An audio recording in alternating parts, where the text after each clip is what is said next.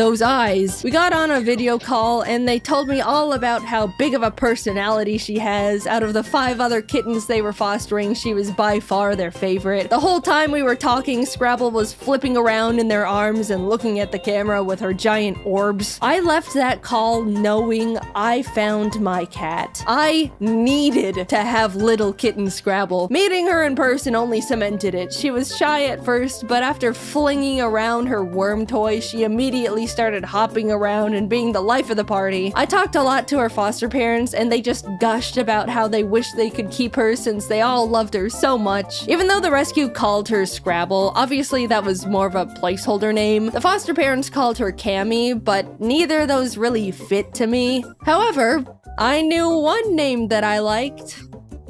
Tostada. Yeah, I stole another kitten's name and pasted it on mine. So what? Big deal. Tostada is a great name. My Tostada is way more of a tostada than the other Tostada anyway. Look at her. I would have left with little Tostada in my arms that moment if I could. But unfortunately, Jacob and I were going out of town for 3 million weeks and had to wait to take her home until after we came back. She was all I could think about the entire time. I was shoving Tostada photos in everyone's face every chance I got. The foster parents were sending Tostada updates every day. I was overflowing with yearning for this cat. She was growing and learning about the world without me. Take me home to my child. Literally, the moment Jacob and I landed, we drove straight from the airport to the foster home to pick her up. I could not wait. We arrived home with +1 Tostada. I couldn't believe it. I have a mammal now. And sorry, other mammal owners, but it's the best mammal in the whole wide universe. Jacob and I spent the entire day playing with her, letting her get used to her new surroundings. She was so cute and so tiny. Here's a video of her eating wet food with a big ol' chomp. As someone who's owned birds for 7 years at that point, it felt so strange to have a pet that was significantly less fragile. And also draws significantly less blood. You mean this thing can't fly up and get hit by the ceiling fan? Insane! I've had Tostada for a while now. She's 2 years old at the time of me posting this, and let me tell you, this thing has become a creature. First of all, eyes, still giant, and she never blinks. Look at this. She was sitting on my desk looking like that long enough for me to notice, get my phone out of my pocket, pull up the camera app, put the camera in her face, and take a photo.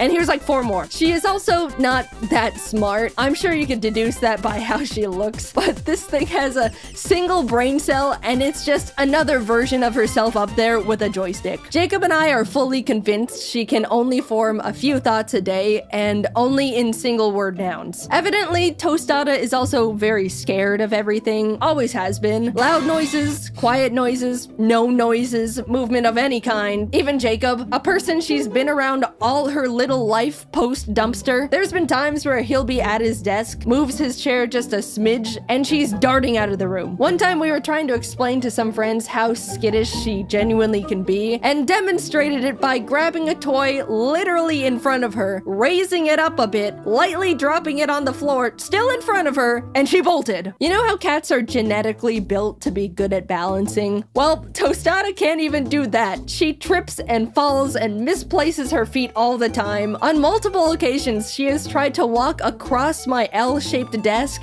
and just missed and fell down. That's like the one thing that makes a cat, and nope, doesn't hit the mark there either. She's gotten better, but as a kitten, Tostada couldn't even jump. After I built her first cat tower, I watched as she attempted to jump up to the 2nd level, not quite make it, and had to slam her arms down on the thing to hoist herself up like she was mountain climbing. But oh, is she the sweetest little thing. When I got a cat, I was expecting it to want its own space, come around when it wants, you know, general cat things. But this creature follows me from room to room with those high beams of hers. She sits on my lap while I'm at my computer, lays on my giant Pokemon